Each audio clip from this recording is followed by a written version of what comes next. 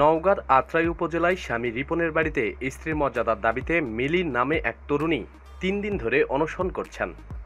রিপন পেশায় একজন কলেজ শিক্ষক এবং মিলি অনার্সের ২য় বর্ষের শিক্ষার্থী। উপজেলার খাজুর ইউনিয়নের জয়পুর সর্দারপাড়া গ্রামের আব্দুল হামিদের বাড়িতে মাহফুজা মিলি নামে ওই তরুণী এই অনশন করেছে।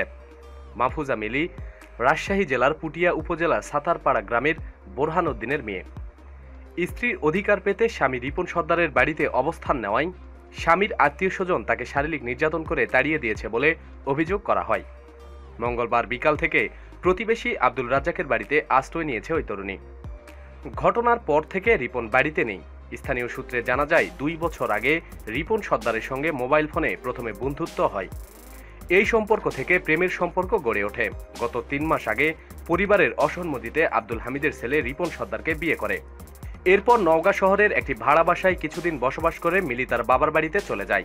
মিলি বর্তমানে নাটোরের নবাব সিরাজউদ্দৌলা কলেজের বাংলা ২য় বর্ষের শিক্ষার্থী।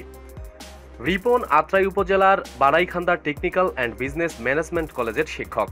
গত ১ মাস আগে মিলি তার স্বামী রিপনের গ্রামের বাড়িতে গেলে স্বামীর পরিবারের লোকজন অকথ্য ভাষায় গালিগালাজ করে বাড়ি থেকে তাড়িয়ে দেয়।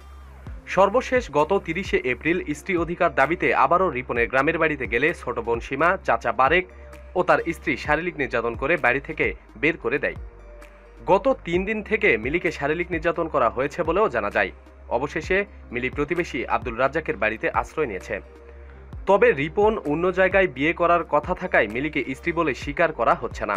স্থানীয় শাহিদা, শাহজাহান ও ওয়াজেদ আলী সহ কয়েকজন বলেন প্রেমের সম্পর্ক করে তাদের বিয়ে হয়। গত ৩ দিন আগে রিপনের বাড়ির দরজায় এসে বসে থাকায় তাকে মারপিট করা হয়। স্থানীয় ইউপি চেয়ারম্যান বেলাল হোসেন বিষয়টি নিশ্চিত করে বলেন, আমরা বিষয়টি নিয়ে বসেছিলাম। ২ পরিবারের সঙ্গে কথা হয়েছে মেয়েটিকে স্ত্রী অধিকার দেওয়ার জন্য। মহদেবপুর থানার পুলিশ ভারপ্রাপ্ত কর্মকর্তা ওসি মিজানুর রহমান বলেন, ছেলের বাবা আব্দুল হামিদ একটি লিখিত অভিযোগ দিয়েছেন।